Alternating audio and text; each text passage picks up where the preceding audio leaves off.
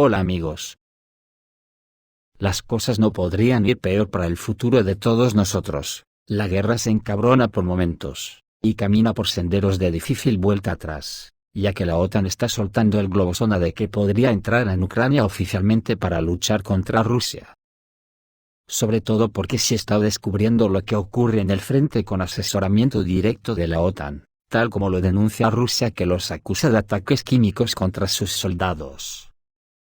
Además de que los ataques perpetrados contra la central nuclear sería el pistoletazo de salida para aplicar el artículo 5 de la OTAN, y lo justificarían diciendo que podría provocar muertes entre sus ciudadanos. Acojonante el grado de degradación moral, cuando todos saben a estas alturas quién está atacando a la central.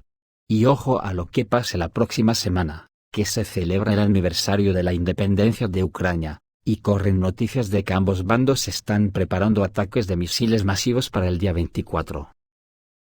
Hoy mismo, en un comunicado urgente, el Ministerio de Defensa ruso acusa a las Fuerzas Armadas ucranianas de terrorismo químico. Dice el comunicado, que en el contexto de las derrotas militares en Donbass y otras regiones, el régimen de Zelensky autorizó actos terroristas utilizando venenos químicos contra el personal militar y los civiles rusos. Esto se afirmó en el Ministerio de Defensa de Rusia. El 31 de julio de este año, militares rusos que realizaban tareas en el área del pueblo de Vasilievka, región de Zaporozhye, fueron trasladados a un hospital militar con signos de envenenamiento grave. Como resultado del examen se encontró en el cuerpo del personal militar una sustancia venenosa, toxina botulínica tipo B. El régimen del presidente ucraniano Volodymyr Zelensky ha autorizado ataques terroristas con agentes químicos contra el ejército ruso. Así lo afirmaron el 20 de agosto en el canal oficial de Telegram del Ministerio de Defensa de la Federación Rusa.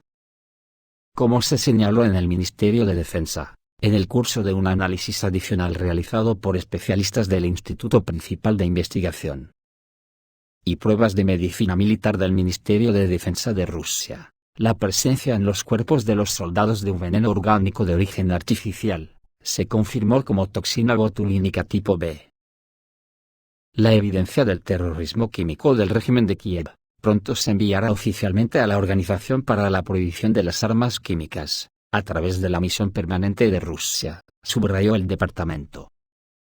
El Ministerio de Defensa también agregó que, teniendo en cuenta las pruebas de terrorismo de Estado del régimen de Kiev, actualmente se está llevando a cabo una investigación adicional sobre el envenenamiento del jefe de la Administración Provisional de la región de Kherson, Volodymyr Saldo, con agentes de guerra química.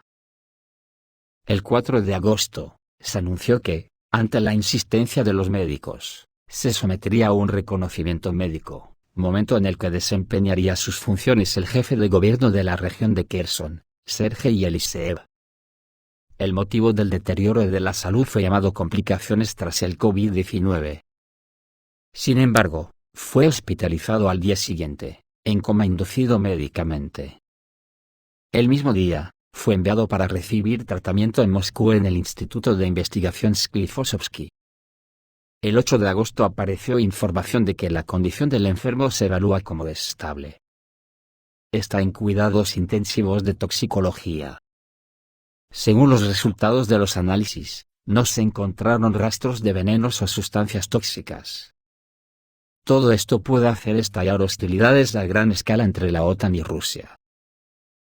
Y especialistas rusos hablan de que Rusia podría comenzar en cualquier momento ataques a los centros de toma de decisiones, tras el uso masivo de drones ucranianos contra Crimea. Después de que los sistemas de defensa aérea alcanzaron objetivos sobre Crimea por tercer día consecutivo, y uno de los drones incluso intentó atacar la sede de la flota del Mar Negro de la Armada rusa. Los expertos creen que la implementación del plan, anunciado anteriormente por Dmitry Medvedev, asociado con ataques en los centros de toma de decisiones, podría comenzar en las próximas horas. Por lo tanto, es posible que Rusia intente reprimir las acciones de las Fuerzas Armadas de Ucrania, obligándolas a abandonar cualquier agresión contra Crimea y otras regiones. Anteriormente, Dmitry Medvedev dijo que cualquier ataque a Crimea sería el día del juicio para Ucrania, lo que probablemente implica ataques a los centros de comando que dan órdenes de ataques. Dmitry Medvedev se mostró muy duro, y dijo refiriéndose al ataque a Crimea y demás. Dijo que las consecuencias son obvias para todos ahí. Si algo así sucede, el día del juicio llegará de golpe, dijo Dmitry Medvedev, vicepresidente del Consejo de Seguridad de Rusia. Los expertos señalan que Rusia puede dar una respuesta muy dura a tales acciones en Crimea. Especialmente después de que Kiev comenzó a declarar esto abiertamente, lo que demostrará la disposición de Rusia a tomar medidas muy serias. Y es evidente que algo se está cociendo, porque Estados Unidos y Reino Unido a modo de globosonda, anuncian despliegue de fuerzas de la OTAN en Ucrania. El bombardeo del territorio de la central nuclear de Zaporizhzhia por formaciones ucranianas puede convertirse en una excusa para que los ejércitos de los países de la OTAN intervengan directamente en la operación rusa en Ucrania.